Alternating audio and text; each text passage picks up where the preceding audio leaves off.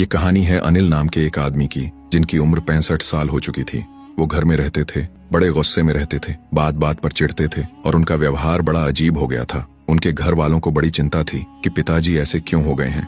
फिर एक दिन उनकी बेटी आकर कहने लगी, पापा मेरी गाड़ी खराब हो गई है।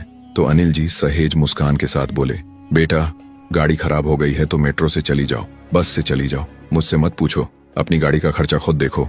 फिर कुछ समय बाद बेटा आया और कहने लगा, पापा मैं इस बार भी टेस्ट में फेल हो गया हूँ, लेकिन आगे जरूर अच्छी पढ़ाई करूंगा। पिताजी बोले, देखो बेटा तुम्हें पता है कि पास होने के लिए कैसे पढ़ना होता है, वैसे पढ़ लोगे तो पास हो जाओगे, वरना अगर फेल हो जाओ तो अगले साल अपनी फीस का खर्चा खुद देख लेना। फिर थोड़ी बाद उनकी पत्नी आई और बोली, सुनो मुझे मायके जाना है। तो अनिल जी बोले, ठीक है जितने दिन जाना है जाओ, रह कर आओ और खुश रहो।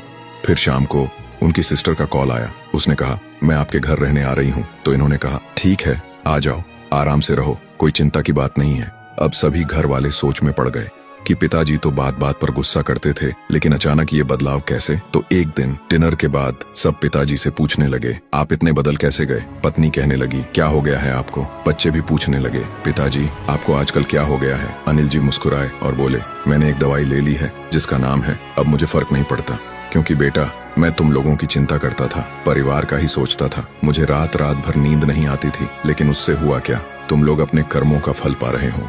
जैसे कर्म करोगे वैसा जीवन तुम्हारा रहेगा, लेकिन मैं चिंता करके खुद को क्यों खराब करूं।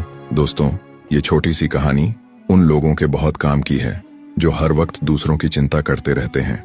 चिंता करने से कुछ नहीं हो सकता, आप बस अपनी राय दे सकते हैं, लेकिन उस राय पर अमल करना नहीं करना ये सामने वाले पर डिपेंड करता है।